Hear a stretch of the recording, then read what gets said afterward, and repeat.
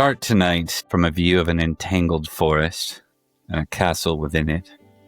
We see two teens dressed as squires, one with slightly darker hair, one with slightly lighter hair, but very much similar features otherwise, same height, same stature.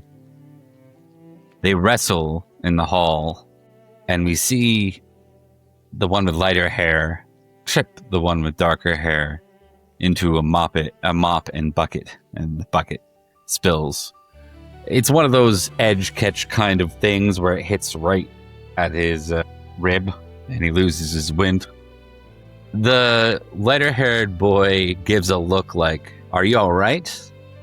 And the moment he sees his brother's is just in mild pain, he laughs and he starts running off in the other direction, leaving. This is a game they play, most siblings play. It's called Fight and Be Chaotic. This is pretty much it. We turn to Balan, the boy getting up from the mop and bucket. The one who just tripped you is your brother Balan. He runs off. What do you do, Tone? Balan sort of thinks to himself, rubbing his side, "Brother, you're not going to get away from me so easily," and he's going to give chase immediately to try and trip him and get him back. You're muted. Yeah, you may be muted back. Right. That makes sense. You run by the royal chambers, and as you're running by, you hear a distinct voice, your father's voice, and another voice inside, talking low. Give me a recognize roll. And this is just your tutorial. This is like a video game tutorial for you, Tone. Like, you get to roll for the first time. It's like, hit the obvious button on the sheet. Whoa! Ah! Wow. We're so That is back. pretty That's spectacular. Critical. Actually. What do I win? Not only do you recognize the voice as Sir Gallant, the one who has started your squiring, both you and your brother, the loyal knight of your father, a famous knight in this land, but you can hear the words.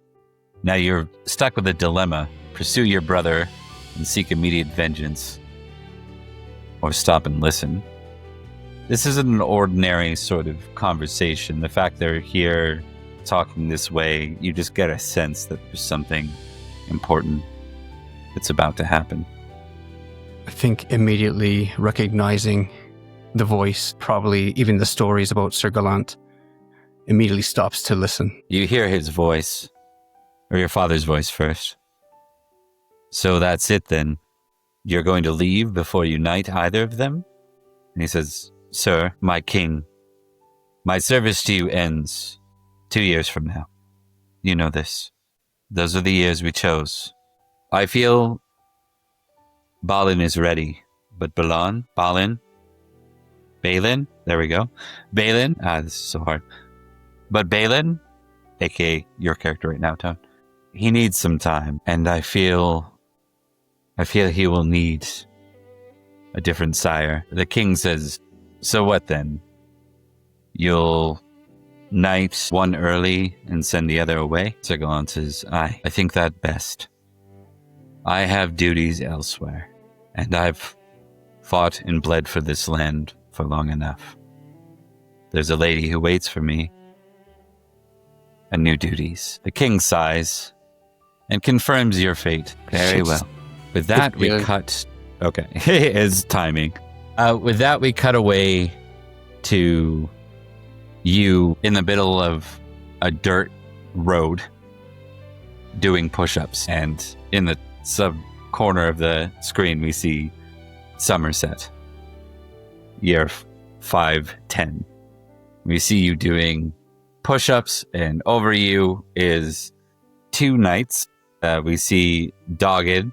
This always happens with our training montage, the wording, but we see your knight, Sir Dogged. He stands kind of watching your form, and he says, "Your posture's not in alignment. Don't let your midsection dip. Squeeze your back tighter." The other knight is a jolly looking man at this point, definitely in his late 50s.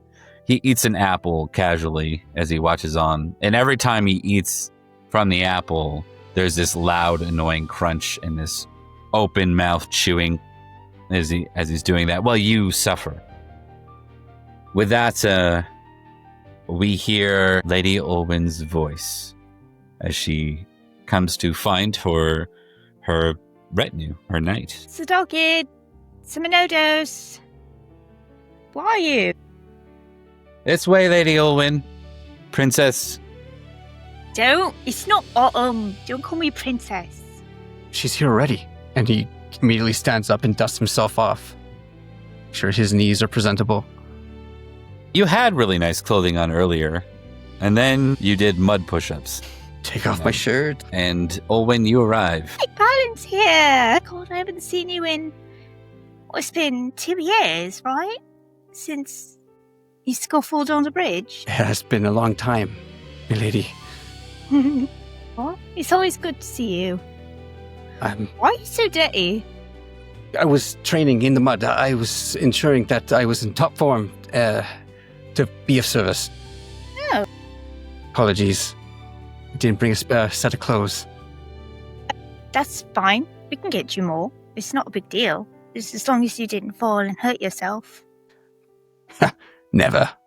Sort of scratches back his head, pulls a bit of mud. So brave. Balan, why don't you go ahead and roll me an intrigue test or a folklore test, whichever you deem higher. Intrigue. Okay. Well, we'll give you this much. You've heard rumors from some of the young squires that most of the squires of Barrowcrest Manor aren't long for life. Most die as squires or are knighted and immediately killed after. You don't know if the rumor's true, but this is just the conversation point that's come up. I think with that information, you're sort of thinking about, this moment, and then reality sets in. It's happening. It's probably his face sort of drains just a little bit white, realizing what he's in for, or what he can only imagine he's in for. Oh, no, you look exhausted. We should get you to the manor immediately. Look like you could use something to eat. Thank you, sorry. Lead the way. I don't mean to keep you here on the road. Begins to kind of pack up his muddy shirts, kind of wring it out a little bit. Satchel. Turns around to Sir Doggard.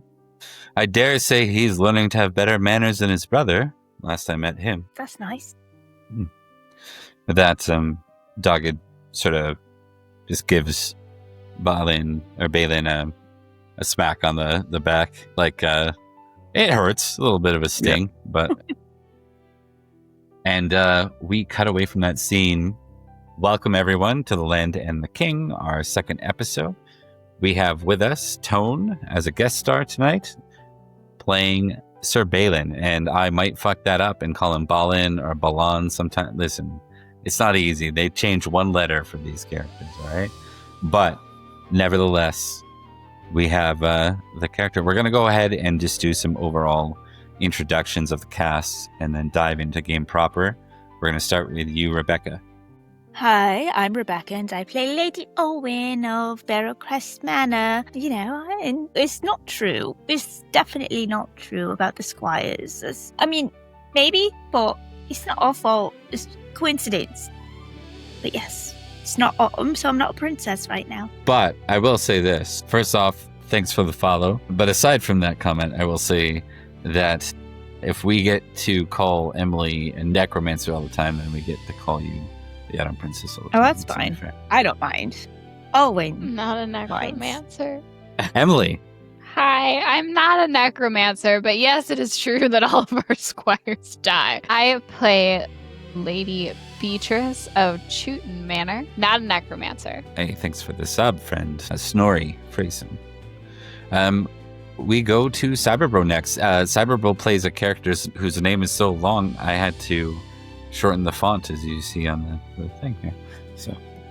Oh, I didn't see you come in there. I'm Cyberbro, and I play Sir Lucius Julianus. And Everything you've heard about Barrowcrest is true. You need to run and don't look back. Indeed. Tone, why don't you tell us a little bit about yourself and where else you stream and where people can find you? Thank you. So pumped to be here. Hi, everyone. I'm Tone. You can catch me on Monday nights at Mortal Rolls, where the gods have fallen and they play within their mortal roles, finding out what happened to them. Why did these gods fall? We're in our season 3. We just had our premiere on Monday. You can also catch me here every once in a while, which is so pumped. Thank you again, Bob. And also Thursday nights with the Cat's Meow Show playing Orphan Blood. And then we'll have a couple other projects along the way. But again, thank you for the invite. And thanks for being here. Okay. We are in the Boy King period of Pendragon, Great Pendragon campaign, if you're familiar. If not, you don't need to know. Don't worry about it. Everything's fine. So the year is 510. We're going to zoom in a little bit on some character experiences, and then we're going to go and have a feast. That's the game plan for tonight. For those that missed last episode, I'll give a quick recap, as it were. Our party, who left off last chapter on a cliffhanger in Wessex, returned totally normal with no one changelinged out and everyone's fine. And Lady Olwyn is certainly herself and not a changeling. But we have Lady Betrys returning for the first time to Chewton Manor, and Sir Lucius Julius Julianus returning to St. George Manor. Lady Olwyn remains, but without. For the first time, kind of without, well, you still have supervision, but not without player supervision. How's that sound? There are no other player characters in Lady Olwyn's room. Sounds like an opportunity. It probably is. The town is going to burn to the ground. Yeah, it's doomed. It's not my fault, really. Yes, indeed. Okay, we like to do some random stuff every once in a while. It's part of the game. It's always fun. We're going to start with, let me see here. We'll come back, of course, to Balan. But for now, let's see what the cast is up to. We're going to go to Lady Betrys in Chewton. As you near your first kind of year, things are finally prepared in your manor. You have a real manor that's not under renovation for the first time. What do you want to do as we near spring? So I know that in last session, she had set up kind of tutors for her children, trying to get them to a point that they're being raised as a lord and lady, not as the children of peasants. So that's handled. I think Betrys is trying to be a good lady, but not in the Arthurian lady sense. She's very much like helping people in the fields. It's very much like a hands-on kind of thing where she's trying to help everybody with like anything because she grew up doing it. So trying to be a lady that people like. All right. I will offer you one of two roles. Okay. To see how this goes. Industry. Okay. Or energetic. Okay. Give me a second. I don't know how this is gonna go. What is it? Oh, we're gonna go energetic. Goodness gracious. That's an unfortunate industry score. Okay. You managed to do all the things. People, including Cadogan, keep insisting that, a lady should remain at a certain strategic level above things and focus on stewardship. But there you are milking a cow at some point. You're right in there doing the things, building a fence at one point. We see a montage of different activities Lady Betrys is involved in. And why don't you roll me a D? Let's do a D10. Let's see what's going to happen here. 10. You know what? Everything goes completely as planned. You can tick the energetic score for that. Sorry, side note. She also would have set herself up as like the healer because like that's what she was doing up until this point, so it makes sense. Makes sense. She's still trying to be a lady, but like we're building a manor from the bottom up. We gotta get our hands dirty. Okay. I'm gonna get you to roll 2d6 as well, and we're gonna add 6 to whatever you roll here. 7. All right. 6. 13. You have a new passion called Concerned Commoners at 13. It makes sense given your humble background. You were, after all, a commoner in Wales not too long, or in Wales not too long. And perfect. We're gonna move away from that scene. Then we go back to Lady Olwyn. Lady Olwyn, what are you focusing in on as we near spring? Similarly, Olwyn is taking time to be with Taliesin. It's been a while since they've actually been able to settle down and be like a family. And, they've been on the run for so long, so they're getting back into normalcy. And she's trying to figure out what he wants. He's a terror, he's chaotic, but she's not sure if he wants to be a knight or if he's just a kid with a lot of energy that likes to hit things with sticks. Why don't you roll me a d10? Sounds pretty mundane. Certainly nothing can go wrong with it. A 9. You can tick a love family. For Olwyn, the only thing of note that's abnormal in this family time is that your son constantly seems to be kind of at a distance from you, like just the slightest bit of instinctual uncomfortableness, given you aren't actually who you think you are in the moment. But Olwyn isn't aware of this, and so it does, in fact, pain you greatly. She will just try to double down, do things like talking to him, asking him questions like, what do you want to do next? What would you like for dinner? Would you like to do this or that? Would you like to train with Sidogid and Minodos? Would you like to meet Balan? And he does take up, almost like he's, how old is he now? 5'10". He's 8 right now, I think. Yeah. He's like 8 going on 16 as far as like the way he's distancing himself. So anytime he gets an opportunity to go, train with someone or do something else, he takes it. And it's not so much that he's rude or cruel to you as much as he's just distant and doesn't even know why. He's like a cat, when they're just being weird. Yeah, he's got a sense about something. He's not able to really put a pin on it. He just knows something's off. We will cut away from that, given the roll of 9, to St. George Manor and Sir Lucius Julius Julianus. My friend, what do you wish to focus on in the spring? Last session, we established that I need 30 librum. So before I put the peasants to double duties and tax them into further poverty, I've got to write a letter. I've got to write Sir Lane or whoever is running Escavalon and inform them of the current status of St. George and the things that I need. I'd rather ask my king for funds before I put the peasants to work. Okay. We are going to employ a new mini game called Missives. You will state out loud what your letter is about, and then we will make a compose roll with a bonus according to what you state your letter is about, or a modifier. Could be a penalty. Would compose be, I don't know, for me, law as a Roman? I think compose is law for me. You should have it noted if it is.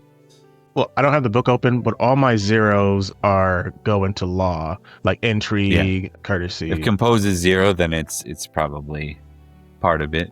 Okay, no problem. But yes, stating what my letter is about. Bullet number 1, I have married the Saxon princess as I was oathed to do to return Cormac's sword. What is the current stat? Yeah, he'd ask, how fare things in the freaking kingdom? What is the current status of the other swords? It's time. I am in need of 30 librum to sufficiently redouble St. George's defenses for the impending war, whether that be from the Saxons or from Cornwall. Send money, please. Okay. Make a note of that missive, because in the summer you will receive a reply. Yay. Okay. Gotcha. And then do you want the roll? Yes, please. Heart of the I guess we should roll first just in case it's something like kill messenger or something. Kill messenger. It's like, wow, that one's oddly straightforward. And roll a d10. All right, D10 also. Is it a high or low situation? No. D10 and then it's the chaos factor. It's the one I do. Okay, All gotcha. right, now roll 2d100. 12. Please don't make me have to smack someone again, Bob. I'm a nice person at heart. Learn tragedy. Yeah.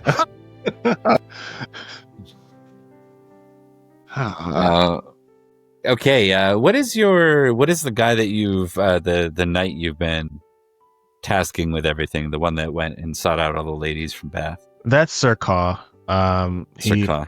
He's not doing the best, honestly. Sir Walters seemed like he would be great, but yeah, Sir Caw is just always around. Sir Caw is off on a task. He's supposed to be away for a couple of days. Mhm. He returns a month late.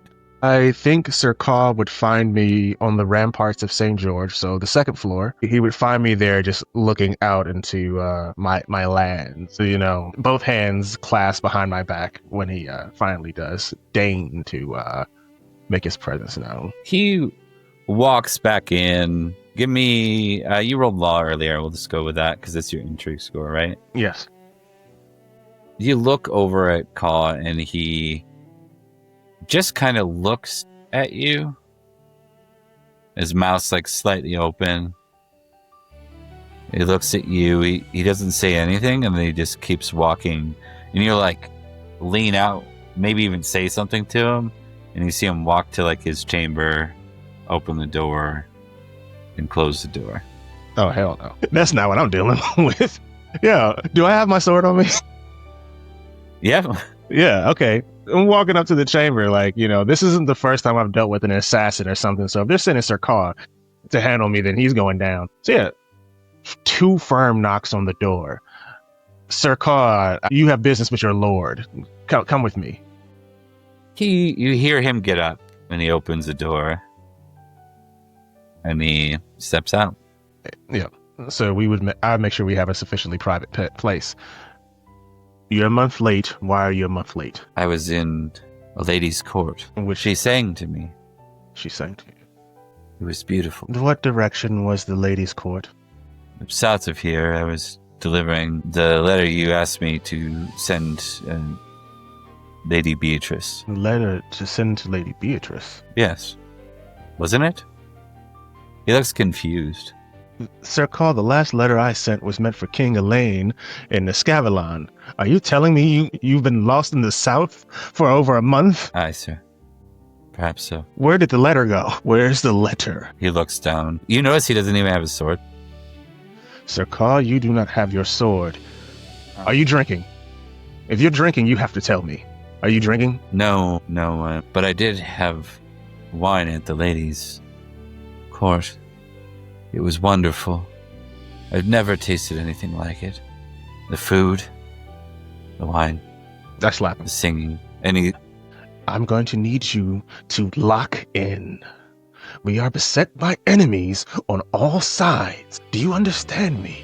If you don't lock in, we die. Do you understand me? Look me in my eyes. he does. He looks you in the eyes, and you've never seen someone look back and be somewhere else as much as he is right now. Just hands on the shoulder. Come back. You're not there anymore. Lock in. I can't do this on my own. All right. He is currently impassioned with Faye. I have to break the spell. You can try and shake him out of this, and it might go really bad, but that sounds like what you're doing anyway. So choose the... Let me just see how high... Actually, yes. Oh, no. You might be down a night here very quick. Go ahead and make a passion roll of your choice. Okay. Do I have to beat the 19? You know what? A 19's probably too high. You got to beat whatever number I roll next versus his 19. So he's going to roll versus a 19. That's probably how it should work. So I got to roll another d20 and try and beat a 19. You'll have to beat whatever number he rolls. But I'm going to let you roll first. And it has to be one of my passions, right? Yeah, whatever passion you're appealing to snap him out of it. It's actually a mechanic in the game when someone's impassioned. Gotcha. It would have to be honor. Yeah. This is... Yeah. Maybe honor? You think honor? Yeah, I think honor. I'm going to roll honor. Is that cool? Yeah. All right, cool. For example, in another game, this might have involved two cousins trying to choke each other out after someone failed to snap out of it. Well, yeah, I've got my sword, and so he'll find it in his gut. A tool that can't be used isn't worth keeping. Jesus Christ, I'm going to have to kill this guy. Yep. You grab him and you tell him to lock in, and he actually grabs you with his hand by the neck. And he just has that look on his face like he's in malice right now. He wants. Okay. Let me ask you this. How are you going to address this? Okay. What's your motive? Because I don't think we need to do like a full combat, but like let's kind of, we'll high level it, how this goes. At a high you've also level, got other staff. That's true. Stuff, right? Yeah. At a high level, I want to I incapacitate him. Beneath that, I want to at least get him like off of his hands from around my neck and like be able to call the other guards. You know, he's going into cells. He can't be walking around here all fade out. So, yeah. For this, I think we'll just take a straight strength for strength here. Okay. Can I impassion? We will say you're impassioned with honor. Okay, cool. So then that's a +5, right? Yes. Okay. Heart of the cards. Yeah. Pile driver. Yeah. I think whatever you want to do here, it happens. So what does this look like? We tussle for a bit, and then I scream for the guards as I have his arm in like a chicken wing and him on the ground, like facing the ground. One head on his with his head in the ground and the other arm in the chicken wing. And I'm like yelling for Sir Gwelter, the better knight. Yep. Gwelter goes and kind of does the whole cop maneuver. Yeah. Until they've got him cuffed, and then they drag him. And you know what? Like, oddly, you see him like begin to weep as you drag him off, or as he's dragged off. Like, it's very clear he's not okay. Definitely broken. And he wasn't like this at all before when he left. Yeah. He had other problems, but not these ones. Yeah. I would just be yelling after Gwelter. I want him on bread and water, and then I want my letter sent to Wales. So we may need to rewrite the letter. He doesn't have it on him. Obviously. All right, and we cut away from the how we watched Sir Lucius Julius Julianus be broken by Somerset as we return to Sir Balan. He should never have left. I love the headcanon that I have the letter, so it looks like Lucius just asked Betrys for money. Sir Balan, you are on a kind of a trip with Dogged. This is a multi-day riding trip to get you acquainted with Somerset, presumably approved by Lady Olwyn. So you are taken through these lands, and perhaps they would be like concerning and shocking if you didn't grow up in the Forest Sauvage. But given where you grew up, nothing here is weird. Not really. But as you make your way down to Glastonbury Abbey, you kind of feel this almost strange sensation on the wind. It's like salt water. But you look out and all you see is this abbey and marshes. Dogged, do you taste that in the air? Yeah. Well, I'm sure there's nothing I can say to really shock you. This here is Glastonbury Abbey. This is where the Holy Grail once resided, as rumors say, when it was first brought here by Joseph of Arimathea. But here, for those who believe such things, and when he says that, you get the sense he's learned to accept it. They say here is the barrier between our world and Avalon, the kingdom of the ladies of the lake. Really? Is that what I'm tasting? The saltiness is from a barrier? They say there's a sea where where the marshes are. I've ridden through it before and found no such thing. But I've been through similar situations with Lady Olwyn and Lady Betrys, and, well, there's enough fairy nonsense in these lands that it's hard to refute the possibility. I think hearing that, Balan would peer off into the woods, perhaps.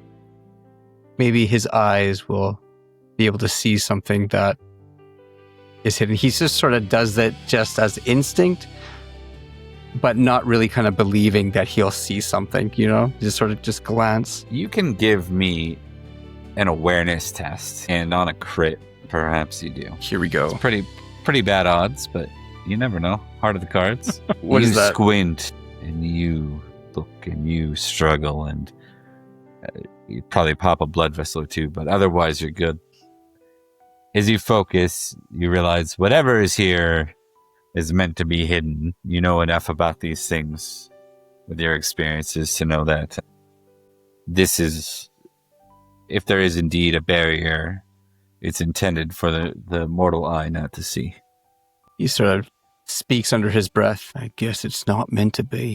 And then continues following Duggard. You see just then, all of a sudden, like you look away, you look at Glastonbury Abbey, and you look back at the marshes, and all of a sudden you see two ladies in all white dress. They come out. Where did they come from? It's hard to say. They're near the marshes. They weren't there a moment ago.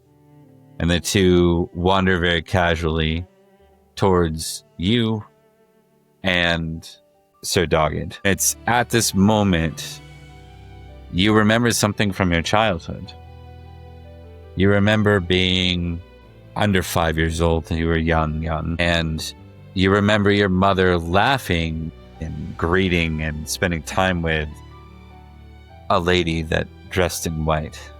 The two were fast friends, and you didn't know your mother to be really friends with anyone before her passing. Sir Doggard, ladies approach, halt! And he'll just sort of hold his hand up as they approach, just wary, keeping a distance and a keen eye on them. You hear Sir Dogged looks, and then you hear him say, Lady Nimue. And you see, I need you, Tone, Balan, who's now 18, I need you to make a chase roll for me. Or else you're going to be smitten by her beauty. Wow. This is it. What does that mean? I think it's a fail. Oh, wait, hold on. That might be wrong. I don't think it's that bad. It's all zeros. Okay, we had him as a squire. We are going to go with a base 13-7 because you're an adult age in America now. Damn it, and we'll count it. So, there we go. So go ahead and re-roll that again. Very nice. Okay, now roll the opposite one. Lustful. Did it work? Sorry. Okay. You're going to roll me 2d plus 6 twice. You can just roll 2d6 if you want, if that's easier for you. And then just add a 6 to whatever it is. Okay. 9, 6, 15. 15 for the first one, then one more. That one's not big. So we'll add these to your sheet later, Tone, if you don't want to, you don't have to immediately. But you have 2 passions. The first one is an adoration for Lady Olwyn at 15. And the second one is an adoration for Nimue. This one's only at 8. All right. Setting it in. But the 2 ladies head your way. Nimue lowers her head, Sir Knight, and then without saying anything to you, she simply lowers her head your way. He touches his chest. Well, we saw that you were passing through. We thought we would say hello. It's not every day we see knights of Somerset riding to Cornwall, she says curiously, because you realize that the border here, this is kind of the final stop before Cornwall. But of course, my lady, we were riding through this beautiful day only to peer upon the 2 beauties before. what grand, glorious news do you bring us? Or do we bring you? I apologize. Well, what news do you bring us? She says curiously. All is well. Down the trail we came. Is there any need for our assistance here? And he's now looking at Doggard, realizing he's putting his foot in his mouth every moment he starts speaking. No, all is well. But you just ask what news we may have for you. We have heard through message, she says vaguely, that there is a new king of Logres. This resonate with Balan? You may make an intrigue or a battle roll, whichever one you think is better. You want a higher number for like the score. The higher the number, the better. All right, very good.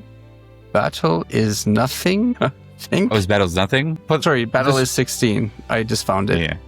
Okay. And the other one you said was intrigue? Yeah. And that is less. It'll be battle. For 14? Your father's lands were amidst a very big and dense forest that kept any means of war or real true threat away from you. But that isn't the case for the rest of Logres. You know, the rest of the kingdom has been under war ever since King Uther of Logres died. Your father's lands, though he is a king, depending on what way you look at it, they reside within Logres proper. Does that make your father a petty king to Uther? It's hard to say, but it is a curious thought. It's been since you were you're 18 now. You would have been a newborn when he died, or not newborn. You would have been when he died, when Uther died. I guess there are always new kings sprouting up in these parts. Nimue smiles and says, "Yes. All we can do is hope that this one is better than the others." Well, should they not be, we shall be here to protect you. This lands, that's what I vowed to do. If you would have us, we would, Sir Doggett. We're going to be traveling north. We could use the escort if you wish. Almost speaking for Doggard, of course, right? Doggett kind of laughs. Very good. Absolutely. We could slow our pace a bit. And with that, we're going to cut away. Without further ado, we're going to begin the feast at our favorite place. For it's not in his castle this year. Easter feast is held in Bath. Why do you hate me, dude? Why do you hate me, bro? Like, bro, like, come on, man. What the heck, man? Dude, like, I've got something on my character sheet about how much I don't like Bath, bro. Come on. Oh. Yes, Lucius, indeed, you kid. do. We got a You feast. do.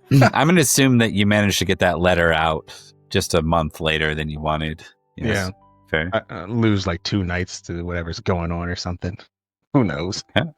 Cool. Nevertheless, we're going to start the actual feast the way we always do. We are still using the old rules in this game because they don't have magic rules or Lady of the Court rules yet in any of the releases. So when they have those, we will cut over. The other game is using 6th edition. This is still using 5.2 for a lot of them. So there's really not that much difference. There's just some. And most of it's combat. So we're good.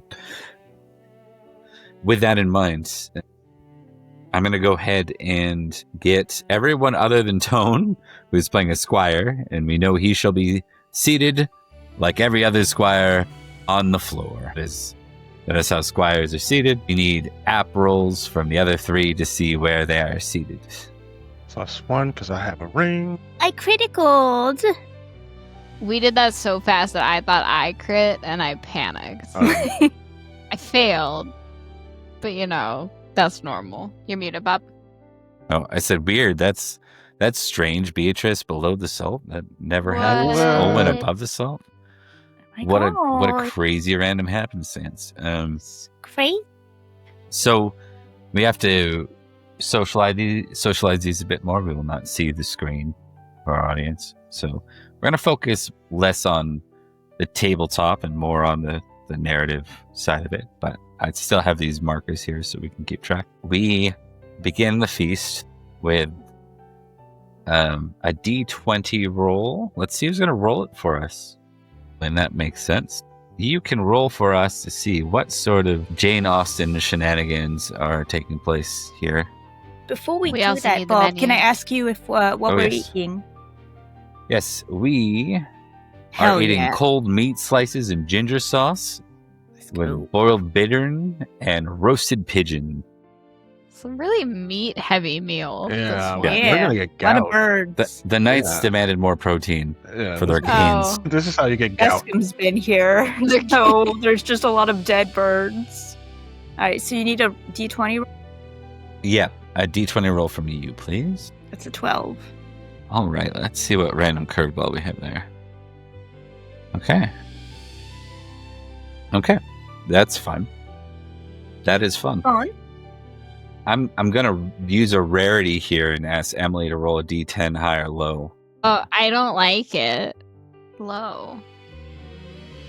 It's low. Did you call low first? I called Yeah, low yes. first, rolled, and then I said it's low. Okay. So this will be a stranger then, not someone you know personally. So that's probably a good thing.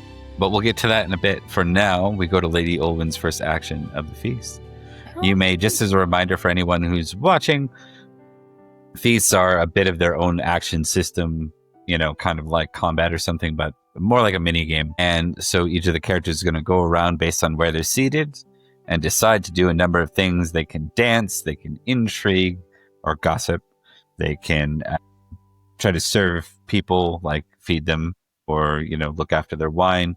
They can pull a card if they're not above the salts. That limits Lady Olwyn from being able to do so. Cards are like your random shit, random encounters almost, feast encounters. And so with that, Olwyn, I think I got through most of the feast actions, but why don't you tell me what you want to do? So everyone listed up here is actually here, right? Unless you're looking for a gotcha, like that guy died, absolutely. Why No. not? Okay, yeah. Yes, in that case, yes. Okay, I'm just making sure. Correction. Dame Branwyn is gone. I don't. Oh, There's currently a retinue out somewhere in London for some reason. How are you?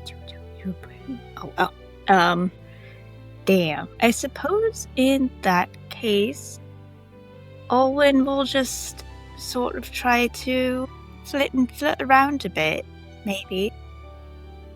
Okay. Anyone in particular? I think she's just sort of... It's been a while since she has had the opportunity to just be playful. She's getting back in the swing of things. So she's taking advantage of a lack of imminent wartime that's happening and just kind Enjoying. of... Yeah. Okay. And it's, it's starting to get... It's springtime. And, she's feeling herself a bit. A knight, a lady, a servant. What are we after here? A lady. Go ahead and give me the roll. Knight. Alright. And you trigger the Jane Austen chart. So why don't you roll me a d20 as well? 6. Okay. You flirt with a lady of the court. We're going to see who it is. Sularwena. Oh man, that's a That's mouthful. a pretty... Oh. If I'm lucky. Look at the man name above it, though. Oh, that's just not pronounceable. Darth Maul. Just Darth Maul. Worth what? Darth Maul. It's worth Darth Maul. Maul. Darth Maul. Yeah. You could have flirted with Darth Maul. You missed Yeah, enough. exactly. Kenobi. At last.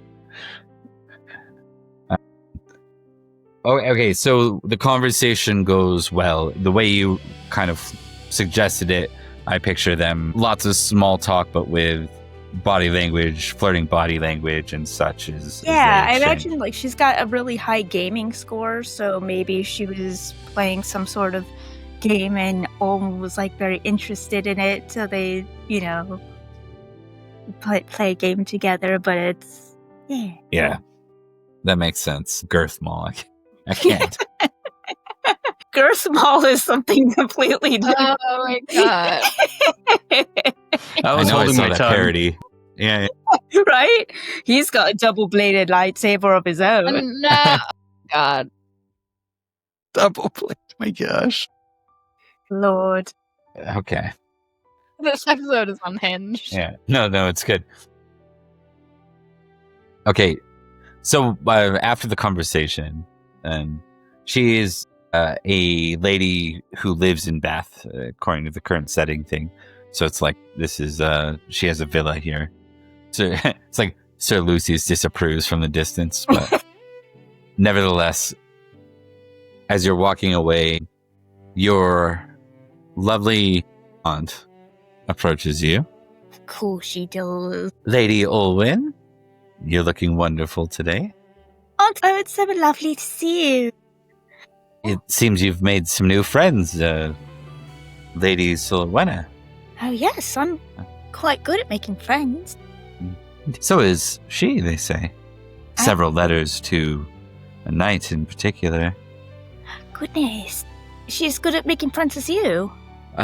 Well, I mean, perhaps I have more practice.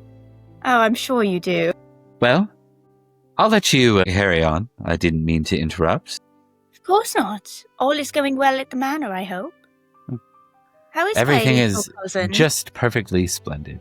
Thank you. And with that, as you walk away, you kind of side-eye the situation, and you see Melior and two younger ladies doing a gossipy thing, and they're kind of eyeing you, and then they eye Solorwena, and they like laugh. They start giggling at Solorwena. Clearly rumoring whatever she just said about letters to a knight. They seem to be focusing more the directions more on Solorwena than on you.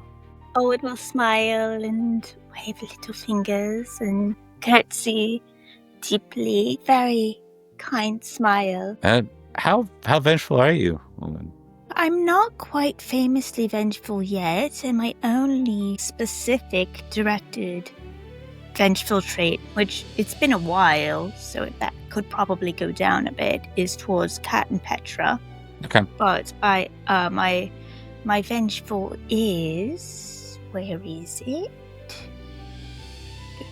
I'm looking at the wrong side. 13. So, Why don't you give me a vengeful or forgiving roll of your choice? success on forgiving. You can opt to tick that if you wish. You turn the other cheek. We cut over to Lucius, who's near the salt. So Lucius, Julius, Julianus, you arrive at your favorite city. Just a series of minor events like you'd have, on your commute to work kind of thing. Mm-hmm. It's just, none of them are big. It's just pinprick after pinprick after pinprick, until you get to settle in it at the villa, and you calm yourself, one eye out, just making sure that you're not going to get jumped by some night hooligans that live here. Mm-hmm. None of that happens. You make your way to the king's court, and for the first chance, you have a moment to be neutral once more. Deep breath. And what do you choose to do? All right. I would assume I have my wife with me. So first thing I'm going to do is, if you're in any trouble here and you don't see me, find Lady Betrys. Any trouble. If you don't see me, find Lady Betrys, then Lady Olwyn. She looks displeased hearing both those names, but nevertheless, she nods. Very good. It seems practical. They're like sisters to me. I understand. I have annoying siblings as well. He laughs, he chuckles. It's probably the first time in a while he chuckles at that. You got to remember, her first experience was in Wessex with these two losing their shit on each other. Yeah. Like, right? Yeah, I get it. I totally get it. Yeah. So yeah, I think for the first time in probably a long time, he laughs, and yeah, he sets out to work. Think he's neutral, but he wants to check the temperature of the king's court towards him. So maybe that's an intrigue roll. Well, if you want to do that sort of thing, we'll count as like a gossip action. Okay. If you want to do that, is that what you're thinking, or for round one?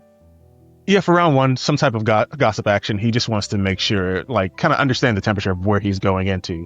Does he need to, like, subsequent rounds be on the defensive? What does he need to do? So this is just me getting the battlescape.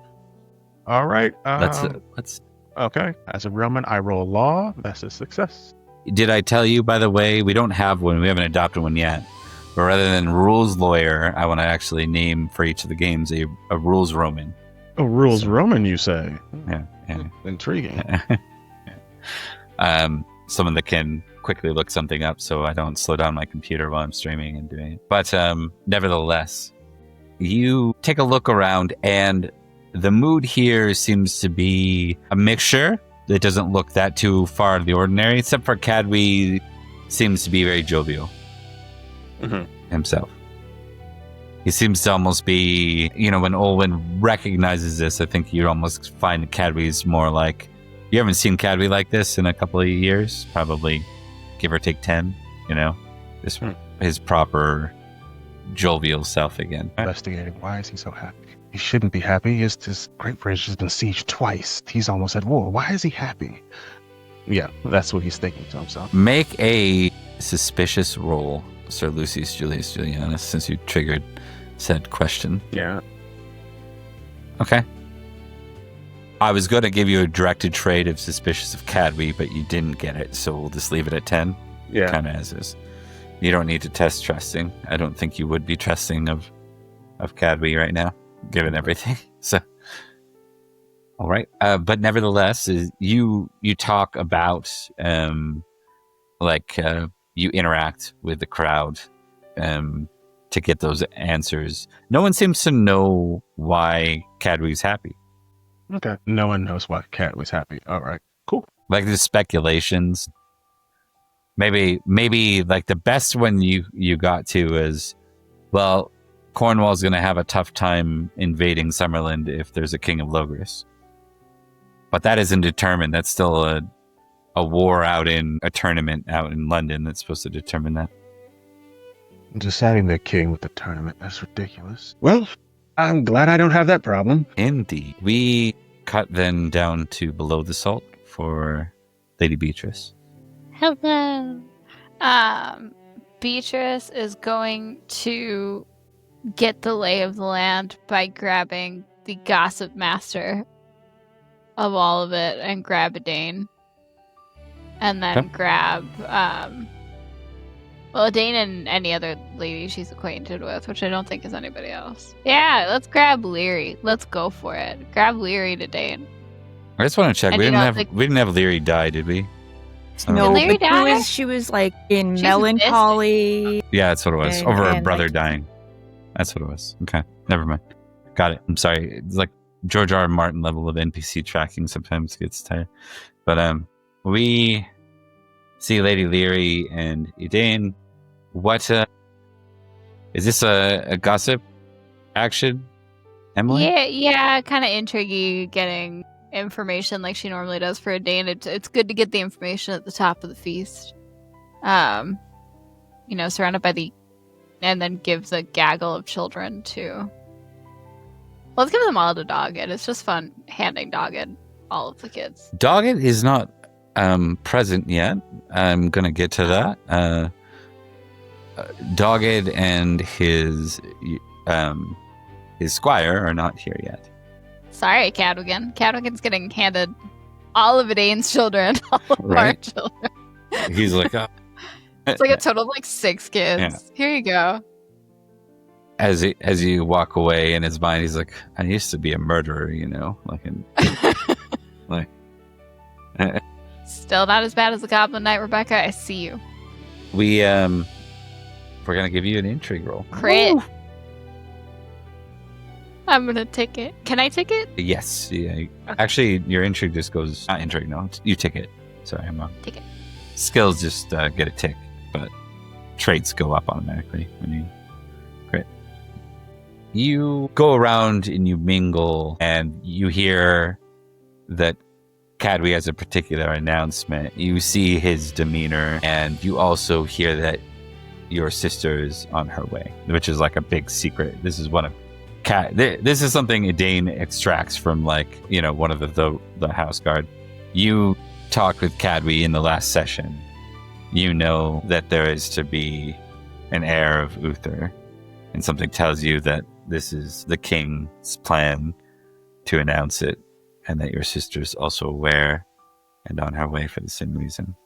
Edane, I was looking for something to make me happy. You also find out, since you were looking into rumors, you hear about the terrible, the scandal of Solarwena or whatever, and her letter writing to this knight.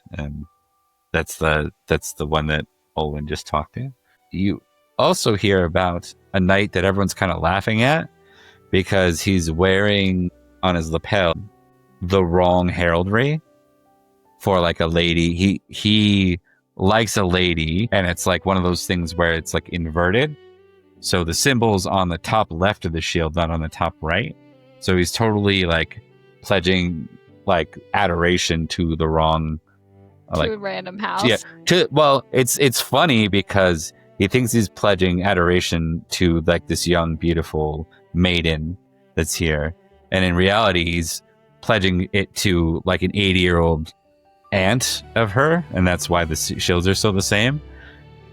And she's like a widow and all that. So everyone's kind of like laughing at him, and he doesn't notice. He's just like right in there. He's so proud and happy. And no one's knocked him off that horse yet. But he's this knight. We'll give him a name. Random knight. They're small. Of course, They it's can't of course be it's a Maddox. Maddox. Yeah, you're right. We have too many Maddox. That's right. Mervyn. That sounds right. Yeah. Mervyn. Mervyn, no. Sir Mervyn. That just fits. It sounds like a Mervyn thing to do. But It does. are you going to take mercy on him and save his embarrassment, or do you want to let it be someone else's problem? I think Beatrice's aim is to kind of like know what's going on without getting too involved. He's young. Life will teach him. It's all right. Yep. He had her fair share of embarrassing events. That's fair. He'll survive. Okay. Also, good for that 80-year-old. She's got to feel great. We can't knock her off that pedestal, too. It's fair. It's fair. At that point, the doors open, and we see Dogged enter, accompanied by his squire, Balan, and two ladies of the lake, one of which is Nimue, and the other you are not familiar with. We're here. We made it. You're welcome, my ladies. And there's Lady Olwyn. Lady Olwyn. He shrugs. It's Cadwy's court, perhaps not another one. But to make certain that no one is mad with you, mingle for now if you wish. Make sure you find your way to the floor. And it's the awkward thing because like everyone else goes to sit in the big kid seats, and you're like 18. You got to go like sit on the floor. Are they like, how old are the squires? Like 14, something like that? 14, there's probably a couple that are around your age, but like you're the graduating teens at the young kid table at Thanksgiving. That's what it is. You got like snotball kids down there and dogs and stuff, and you're down. That was Miss me. is there. That was me. Dude, that was me my first 3 episodes of the Friday game, dude. But yeah, you do have a moment, Tone, if you would like to prioritize one interaction and role play. Dogged just gave you permission to do so. So you can go mingle for a minute. Yeah, he'll take full advantage and do that. Probably with his new feelings that he's unlocked, he probably would make his way to say hi to Lady Olwyn. Makes sense. Take it away. He'd sort of just stand close by and say, Lady Olwyn. Hi, Balan. Yeah, it's Balan. Well, it's because you belong with us. He just touches his chest just for a moment. I brought some people that you might know. Everything fared well. Anyway, hi. And he just stands there awkwardly as is almost expecting like a reward of some sort, but Nimue smiles. Lady Olwyn. Wait, you brought them? oh yeah. It Oh. was treacherous at night. Oh, well, you're very brave. Thank you. It can be scary when it's dark, especially if you don't follow the trails. Right, yes. Anyways, I just want to let you know that I'm here. I brought your family, I believe is what they said along the way. But anyways, if you My need me, I'll just be family? sitting on the floor. What? Sitting on the floor right over there. Which family did you bring? Oh, sorry. I just assumed. I just made an assumption. It's all good. She's It's looking just around. it's Dogged. Dogged's here. The two ladies of the lake. Yeah, Rebekah knows that. Olwyn's like looking around like, which family did you bring? No one. No. Apologies. I'll be on the floor if you need me. Just so you know. If anyone's Well, I'll giving you make sure trouble, send me a I'll wave. make sure you get some food. Thank you. Of course. He just kind of does a little shuffle backwards and go find his way to his pillow. And if Dogged sits around for a bit, she'll just kind of like give him a playful wink and be like, he's gonna be fun, isn't he? Lady Olwyn. Hmm. It's hard enough being a squire. Don't taunt the poor kid. What do you mean, haunt him? Taunt. What do you mean, Or haunt, him? actually. I do. Do I do something wrong? I have to go help Cadrigan. It looks like he's... the camera pans over and Cadrigan's got two kids. One Children kid climbing stole up. his boot off of him and is like trying to hit him with it, and it's a disaster. Two kids are fighting on the floor. It's lousy with babies and Summerlin's here.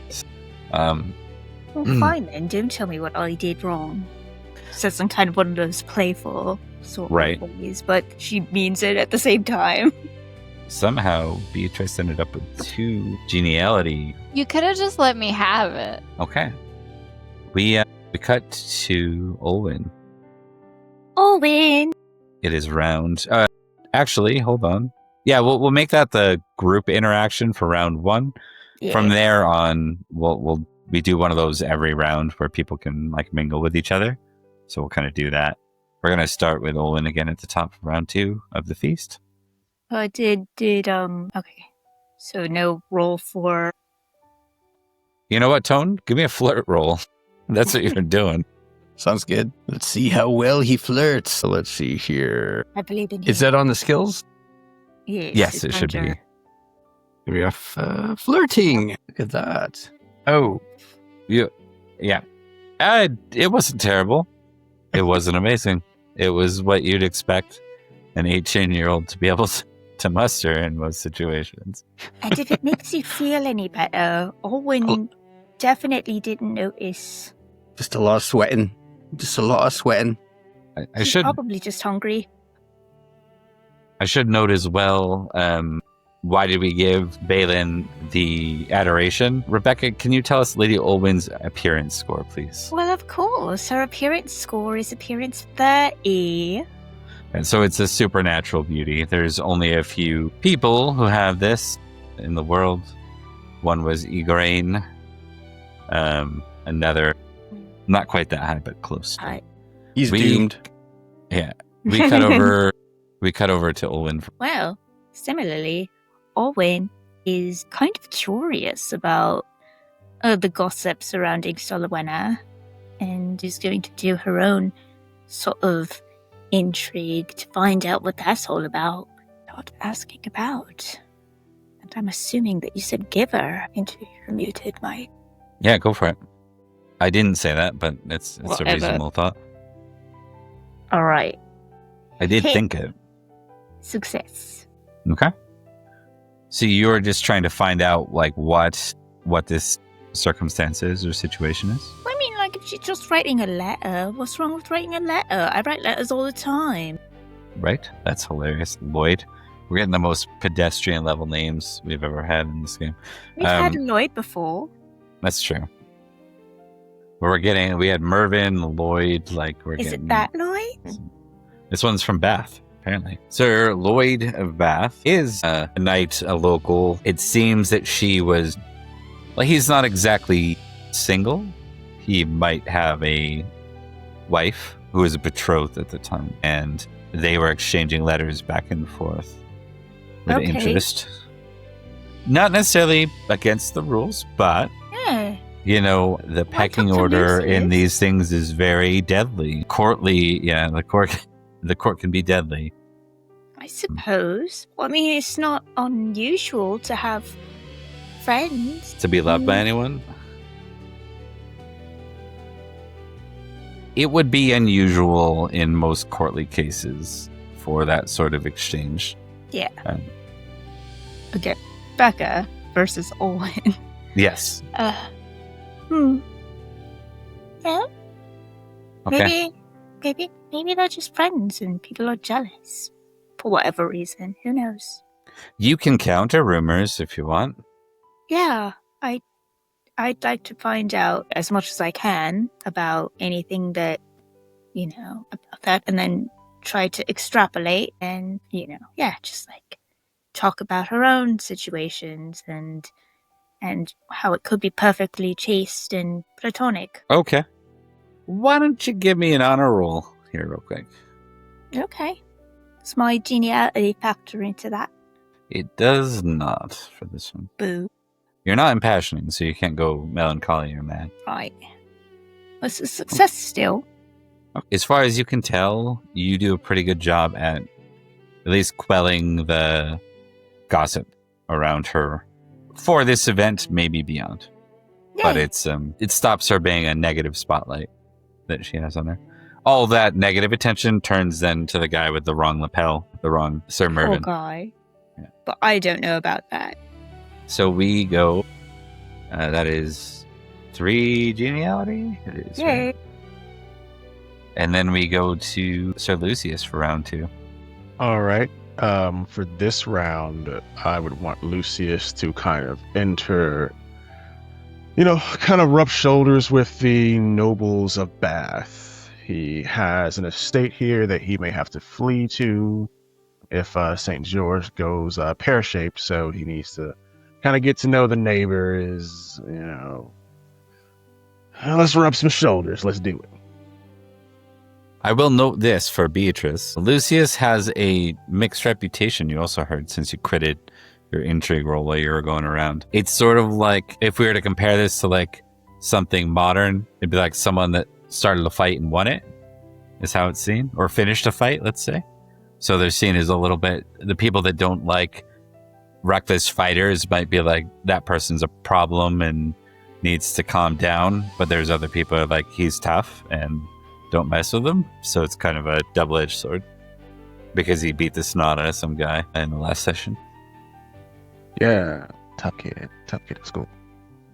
Don't mess with him. Okay, we cut back to Lucius. Let's see how this goes. I am going to say, given the punchings, it's only fair that I think you're going to suffer a -3 penalty to your courtesy roll is what this will be. All right, I am going to impassion. Let's impassion with hospitality. Heart of the cards. Okay. Lucius goes into madness, murders the guy that he punched last time, and runs off, rips his shirt off, and runs off in the wilderness. Heel turns and beats the shit out of him, Virgil style. Yeah. Oh man. So courtesy is law for me. All right, so that's only a +2 because I have a -3. You do have 2 geniality too. Okay, so then +4. Sick. Come on, dude. You got this, bro. I believe in you. Yeah, a W is a W. It goes well. You meet many of the nobles and such. Why don't you roll a d20? Let's add something from the Jane Austen chart here. Let's see what we got as you tap into the mini game. It could be good. As you're kind of mingling, there's like this live event. You're overhearing things,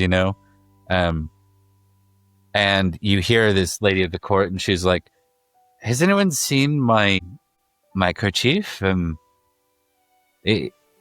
It's ore color, gold, yellow. I can't find it. I swear I had it in the courtyard earlier before the feast, and then like she wanders. She's not talking to you. It's just you overhear this, and then like 10 minutes later, you hear this knight, and he's like, I found this kerchief in my chambers earlier. Strange. And like, you aren't the only one picking up on this, but you're like, oh man, like that just triggered like lots of gossip. Like, what was she doing in his chambers? I make a note of the faces. We'll give them names. Yeah. Would it be improper of me to tell the knight, I think the lady you're looking for is... Because she said she was going to the courtyard, right? Now, she said she lost it in the courtyard. Yeah. Yep. Would it be improper of me to point him in the right direction? Not necessarily, other than it's a little... No, it's not. It's not. Sir Knight, I am Sir Lucius Julianus. I think there was a lady around here recently who said she had lost that item. She's in that direction. You may find her there. Oh. What is your name? Sir Griffin. Nice to meet you. I'm new to Bath. Well, let me see if he is. Bath isn't home to me either. I'm from Somerset, just not from here. Well, it's a large county, but as I said, the lady you're looking for is over there. The one in gold. I'll go speak to her. Yes. You can tick generous, and yeah, more importantly, your action for the round was courtesy. So you get things go well with your new neighbors, so to speak, despite you punching some dude in the face last time you're here. We cut to Lady Betrys for round 2. Betrys, seeing that her sister is here, will go probably to her. Okay. You reach Nimue. She would bring her half of the gaggle of children. Nimue smiles very sincerely, seeing her family, and she kind of bends down low to hug the kids and ruffle their hair. Sister, I hope things are well. They're well. They're calm, which is a luxury. So I'm a lady with a manor now, so that's interesting. Yes, who would have thought my sister would be a lady of the court, and one that just didn't specialize in throwing wine at people, as your reputation used to say. I mean, it came in handy more than once. Found you your match. In a way, yes, it did. But I heard you're here for an announcement of sorts. Indeed. No one should be talking about these things. But you can find them out if you look hard enough. I hope that not too many years hear these. It's never good when secrets are revealed to those without the sight. I don't entirely know what the announcement is yet, but that statement worries me. She goes like, she looks at you funny when you say that, and she's like, I forget sometimes that we had different teachers. And she doesn't mean that like negatively. She's just like, she went to an Ivy League school, and you got the really, really good, inner city teacher or whatever that cares a lot, but is also a hard ass and taught you some good lessons. Because your teacher was good, just different. Well, we should talk about that sometime. It is important. We can trigger certain repercussions when secrets are revealed to the wrong eyes. Those that can't divine the truth themselves. So, just to clarify, I know that there's an announcement. I know a vague idea of what it may be pertaining to. And I know that you were coming for it, but I don't know what the announcement is. Well, that makes things less concerning. Not as much as getting out as you think. Right. And I wouldn't be mad as much as concerned. That I know that it's... Nimue, on a scale of 1 to 10, worried do I need to be about this? About the news? I'm gonna pull her. I mean, the kids are coming with, Yeah. but, you know, pull her into an alcove or something. We can't have this conversation in both people. So I know that it's pertaining to an heir. I have absolutely no idea past that. What? There's nothing alarming as of right now. Is Merlin back? Yes. That's what I was worried about. Okay. You worry about Merlin. I've never met him. I don't like Merlin. Is he untrustworthy? He's done some things that I would find distasteful. He's the one who I believe by extension got Gorlo killed. He helped Uther kill Gorlo. He kidnapped a child, went through our lands to hide said child. I then saw that child and had to keep that secret for a very long time. You met and the then boy? Fled not to be seen again. Yes, he wasn't so much a boy as an infant, but yes. So this is a long time ago then. Yes, you were very young. Well, I'm sure that you have really good reasons to distrust him. I leave any interactions with him to my superiors. I know he speaks with Vivian, despite her not being here. And you get the impression she means on the mortal plane, and he treats with Nineveh. Neither of those things surprise me. Still, if we're not all about to plunge headlong into war again, which it's really kind of looking like we are, which isn't great. If we're not, you should come visit. I've been released from my teachings, anyways, and I'm permitted to travel now without supervision. I would love to stay with you in your new manor. Be careful what you wish for. These two aren't as easy as they seem. I've shared a hall with Nineveh. Wow. That's a really rough room assignment. Indeed. Yeah. Promise you it won't be that bad. But I can let you mingle. I just wanted you to see your niece and nephew before anybody else. It's good to see you. It's good to see you.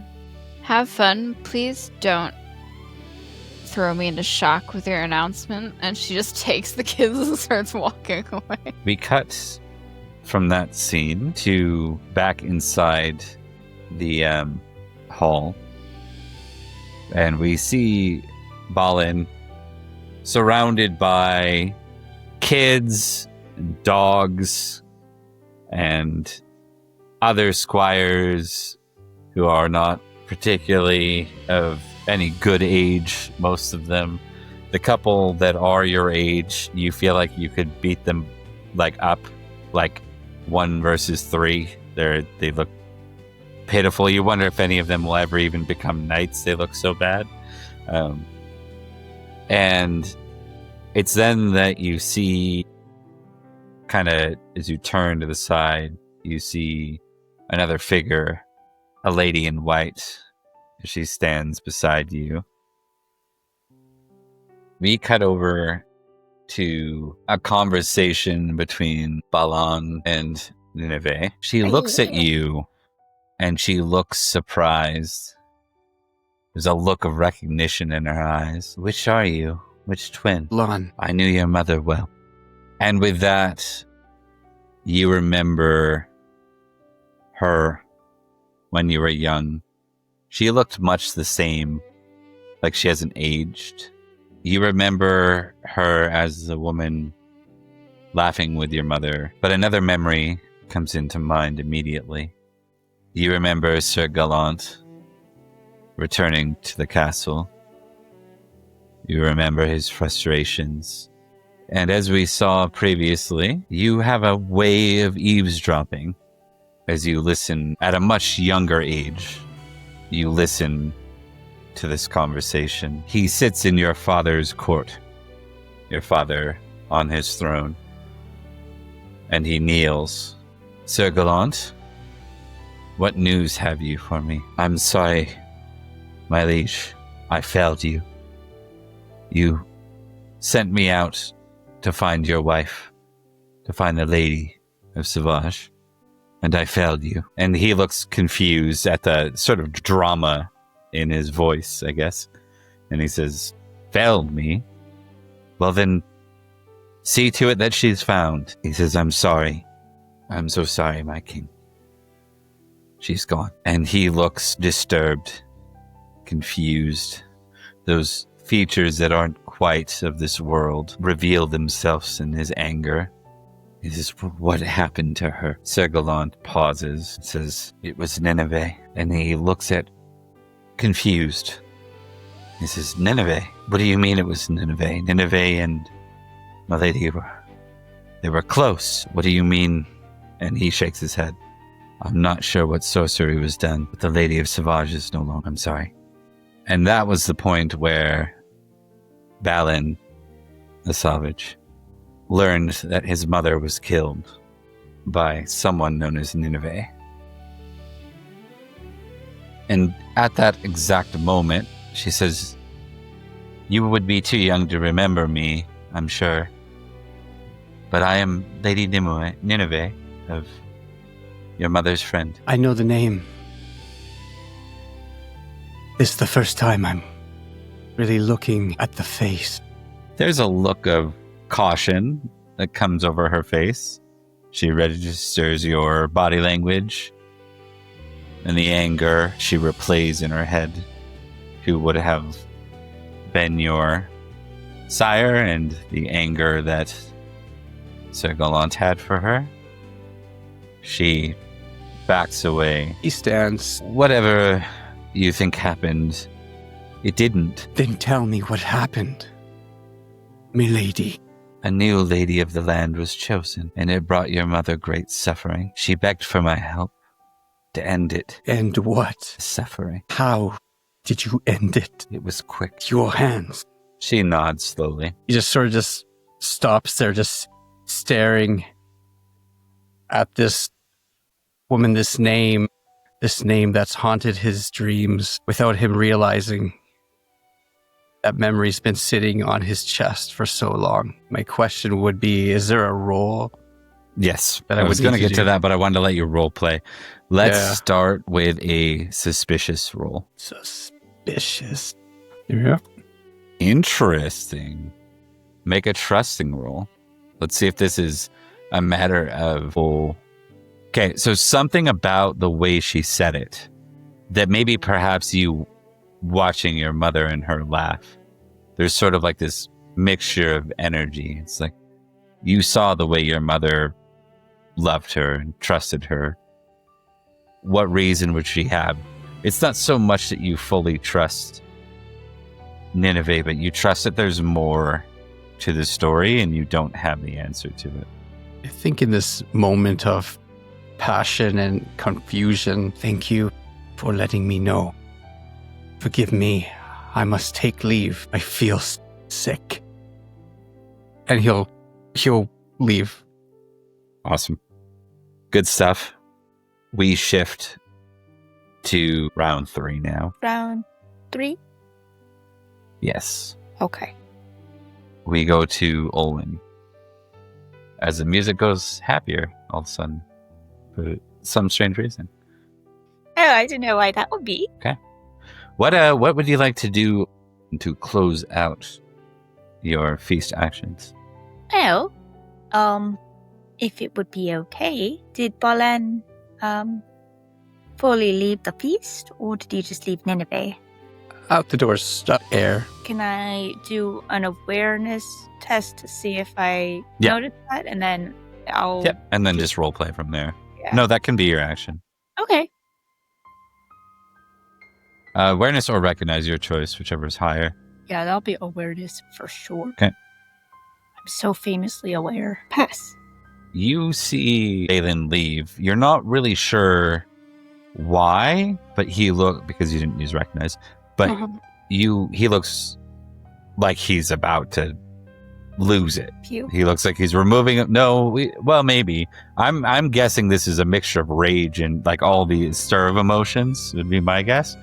That's the sense. He looks like he's fuming and he needs space so he doesn't do something Rash. Well, he looks like he needs space, then test something.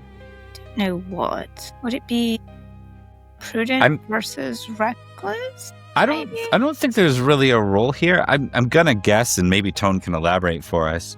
But in most cases, when someone leaves, hot-headed, they don't mind us courteous company. You know what I mean? Like, in the real world, even I think it would be fair if Olwyn trusts herself, because you are high in courtesy, are you not? Are you famous in it? Oh, yes. Yeah. There you go. Yeah, she is famous in courtesy. It would be a very courtly thing to do to just check on the boy since he's not of age. He's not of knight age yet. Right. Oh, dear. He should have an escort of some sort. So, yeah, Olwyn will go after him, probably try and find some sort of sweet.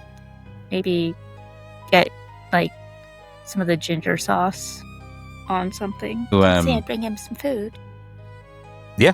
So you mean to make do of that, and then if he shuns you off, you have that. Yeah. But with that, when you get the ginger sauce meat and bring it to the squire. Why don't you set for us? What is he doing in the courtyard this early evening as he goes to get some breath?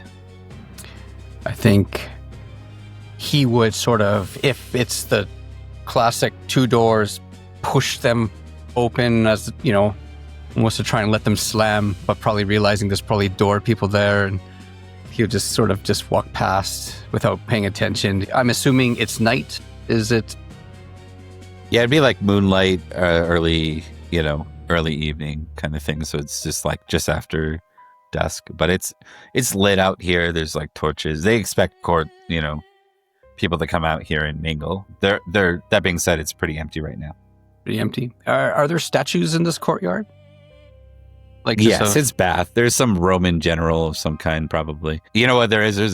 There is a statue of King Constantine, the father of Uther Pendragon and Aurelius Pendragon. See Charlie go, and he basically just start muttering to himself, why did I just walk out? Why?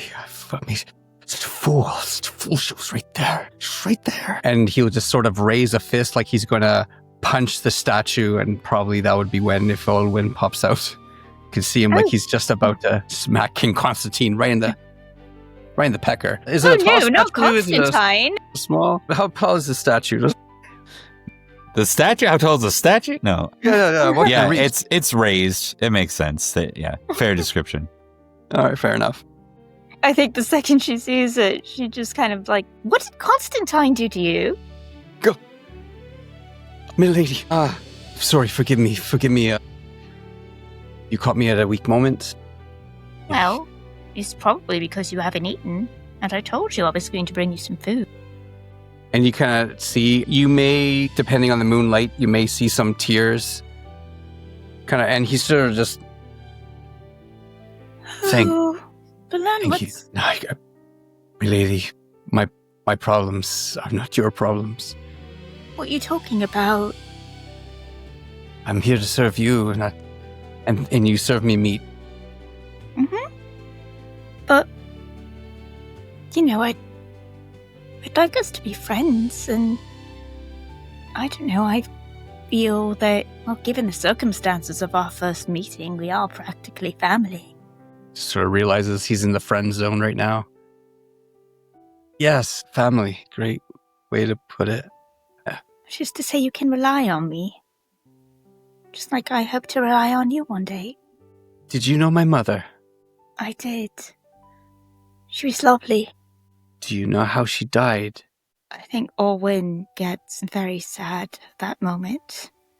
There's a small look to the side. I'm sorry. What, milady? How did it happen? Balan, are you absolutely certain that you want to know? Yes, I'm absolutely certain. Do me a favor and sit down, start eating a little bit. He'll just sort of look and just slump down by the statue of Constantine, whatever, just almost defeated in a way. Olwyn will sit down next to him and pick a few flowers and just sort of idly begin doing her little comfort craft of flower weaving, little crowns. I would like to consider her a friend. She had been slowly losing power, life force. It was draining away. I want to sugarcoat it, but there's no kind or good way to say it. She was suffering a great deal. I couldn't do anything. I tried so desperately to do something. I don't think Betrys could heal her. I couldn't find any proper wound or medicine to give her, any surgery I could do on her. Do you think it was because she was heartbroken for being away from her family for so long? Do you know, my father sent many knights out. Olwyn will reach out and just sort of touch his shoulder gently. It's just something that was being pulled out of her. I think it was something supernatural. I do know she loved you very much. How would she know how we were faring if she was away for so long? I think a mother just knows sometimes. There's more. If you're certain. Please, just say it. There's this woman. She just watched for did nothing, and we all knew that she was going to die.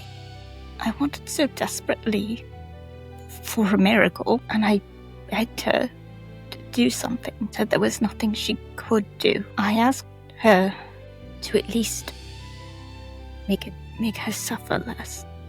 You asked her? I asked her for help. She said she couldn't. And then I asked her to make the pain stop. In hearing that, he'll stand.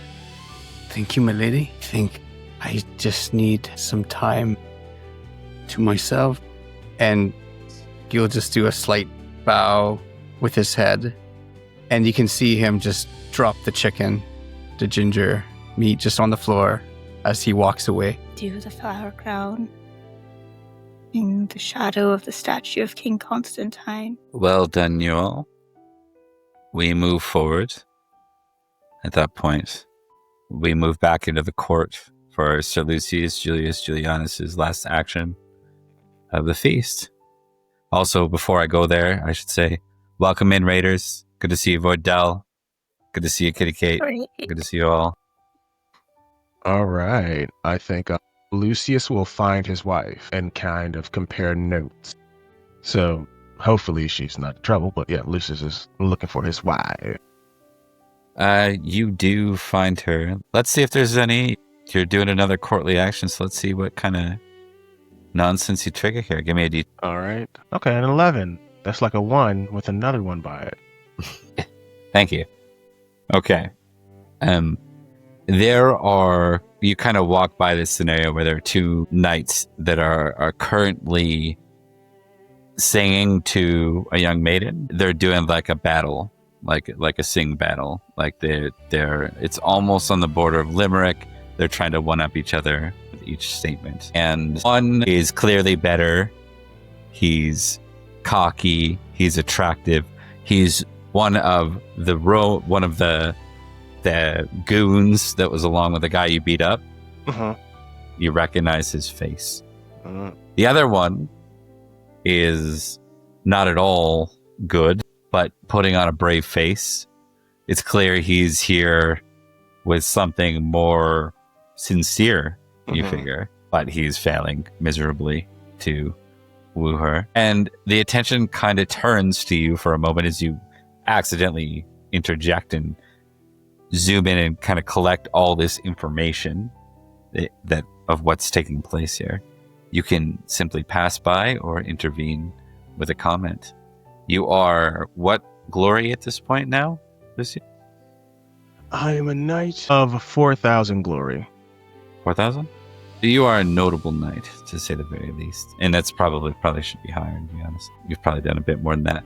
But you are a notable knight. You are recognized in this land. Your word means things. What are you famous in, passion-wise? I have a 16 in energetic lesson, but passion-wise, honor. I'm a very honorable knight, and the swords of Natalian.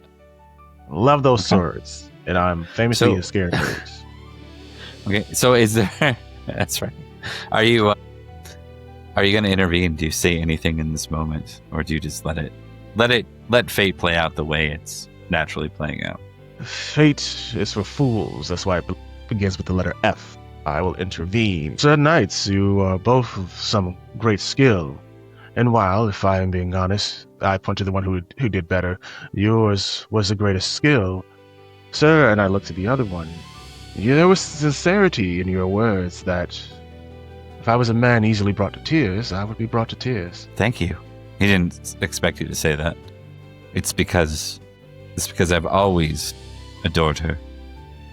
We grew up not far from each other. Our families were allies, friends, and this is my chance. Well then, I would get back to it then. Don't miss your chance. Right.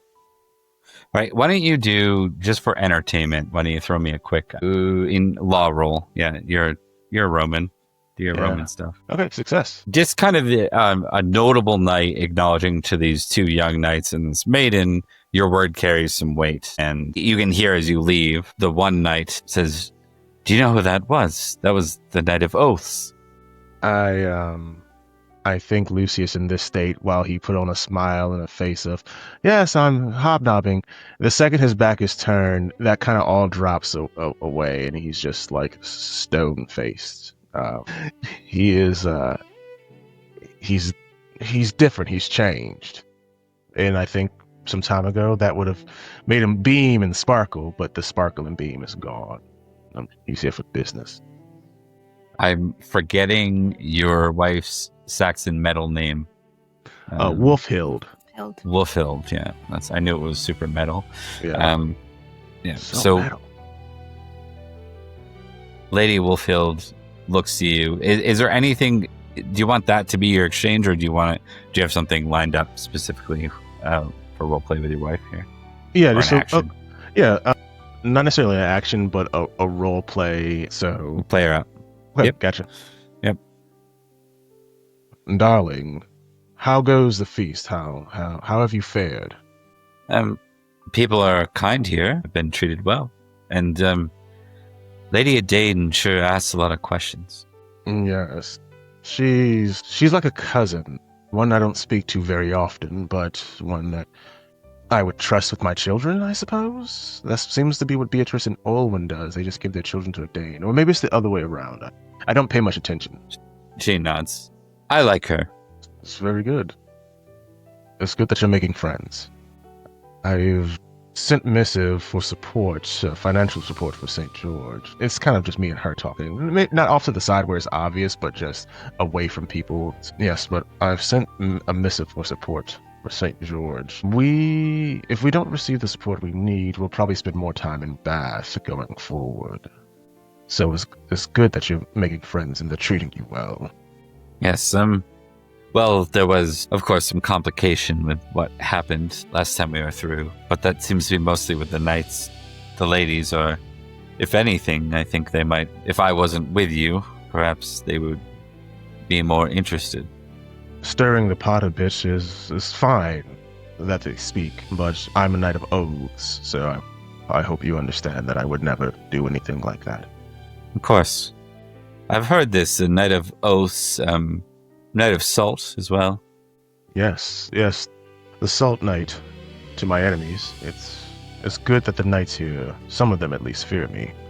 They should. I think the King of Wessex would be rather pleased if you spent more time in Bath than in St. George. But I want you to know that you are my husband, and I am comfortable in both places, having visited both and stayed in both.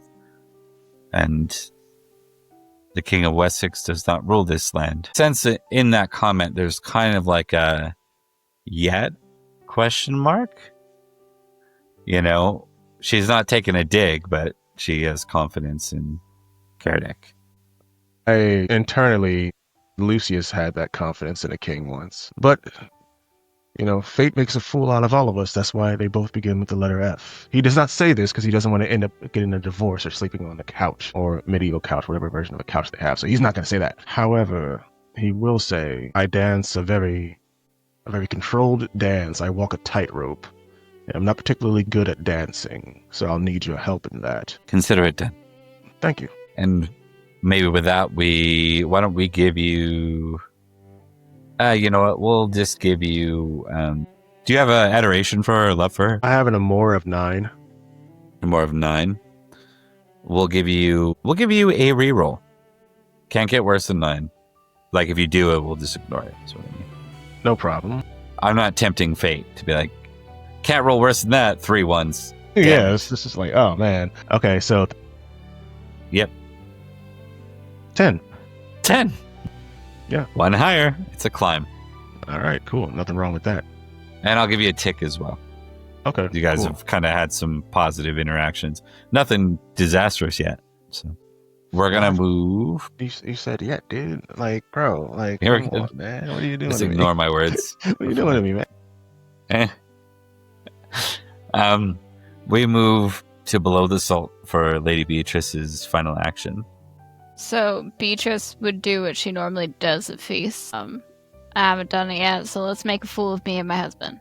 Dance time? All right. We're gonna avoid the long dance where we get everybody involved, and we'll just kind of give you a dance roll. Yeah. And then if you want to role play the cat again, we can. I know it's late for you too, so if you want me to move to the closing scene, I'm happy with a roll and a simple suggestion, whatever you prefer. Yeah, I'm good with a roll and then moving on. Go ahead and... I do want to see how good he is, by the way. Okay, so I also you need him to roll. him to roll. Because listen, if we're going to be embarrassed about oh my god, I succeeded. Well, this is where he fumbles. Yeah, this is where he ends up sinking the ship. Come on, Cadwigan. How did you kill someone on the dance floor? I wouldn't put it past him. The Cadwigan hate is a lot. What? Hey, I thought that it would be very clever and good. I watched those episodes. I know what that man is. Mm-hmm. He's had a redemption arc between point A and point B. Why you're... I didn't just say, hey, that you murdered that guy in front of me, let's get married. That was not the thing. Oh, Cadwigan. Somerset, That's lousy not a with red fumble. flags. Lousy with red flags. So Listen, I'm not the only one that chases red that's flags. why I said Summerlin. Red flags and redheads, baby. Yep, let's go. So he doesn't like butcher it. You know, it's a failure, not a fumble. But he's definitely bringing out his common game of looking slightly worse than the other dancers. Meanwhile, you are not. You are graceful for once. You are graceful and elegant, and for a moment, you forget that you were common born in the town of Wells. This feels very, it feels, there aren't probably books. This feels like a fairy tale. It's peaceful. It's calm.